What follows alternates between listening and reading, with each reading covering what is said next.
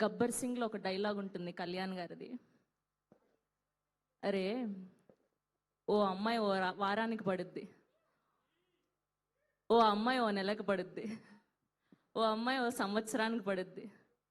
అమ్మాయి అన్నాక మగాడికి పడాలి, పడి తీరాల్సిందే అని. అండ్ ఈ డైలాగ్ ఎందుకు చెప్తున్నానంటే, మనం నిజాయితీగా ట్రై చేస్తే, మనం హార్ట్ఫుల్గా ట్రై చేస్తే, మనం చేసే ఏ వర్క్ అయినా సరే ఒకరికి ఒక నెలలో సక్సెస్ రావచ్చు, ఒకరికి ఒక సంవత్సరంలో సక్సెస్ రావచ్చు, ఒకరికి 5 సంవత్సరాల్లో సక్సెస్ రావచ్చు.